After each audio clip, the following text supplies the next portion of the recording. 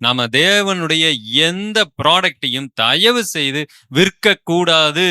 ஒருவேளை இந்த Bible print பண்ணணும், இதற்கு ஒரு செலவு இருக்கிறது, வேற வழியே இல்லை, இதை நாம என்ன பண்ணித்தான் ஆகணும், காசுக்கு தான் கொடுத்தாகணும். நமக்கே ஒரு பொது அறிவு அதை சொல்லுது, இது தப்பு இல்லை, கண்டிப்பா நான் இலவசமா தான் கொடுத்தாக வேண்டும் என்று முடியாது. ஆனால் நான் எதை விற்க கூடாது தெரியுங்களா?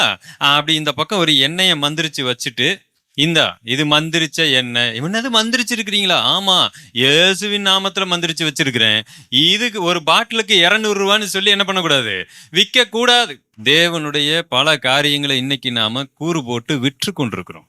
ஒரு பெரிய ஊழியர் அவர் யூடியூப்ல விளம்பரம் கொடுத்திருக்கிறாரு, இந்த எண்ணெய் விற்கப்படும், ஒரு பாட்டில் 200 ரூபா, 400 ரூபா, 2 பாட்டில். இவங்க என்ன நினைச்சுக்கிட்டாங்க, ஆண்டவர் ஒரு ஜெபம் ஜெபிக்க சொல்றாரு, வியாதியஸ்தர்கிட்ட போய் எண்ணெய் பூசி என்ன பண்ணுங்க, ஜெபிங்க.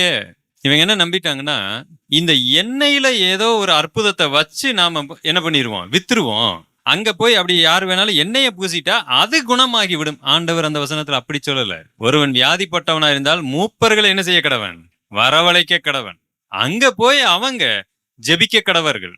விசுவாசம் உள்ள ஜெபம் பிணியாளி என்ன செய்யும், அங்கு ரட்சிக்கும். ஒருவேளை அவன் பாவம் செய்தவனா இருந்தால் ஒருவர் குற்றத்தை ஒருவர் என்ன செய்யுங்க, அறிக்கை இடுங்க. இவ்வளவு செய்ய சொல்லுகிறார்.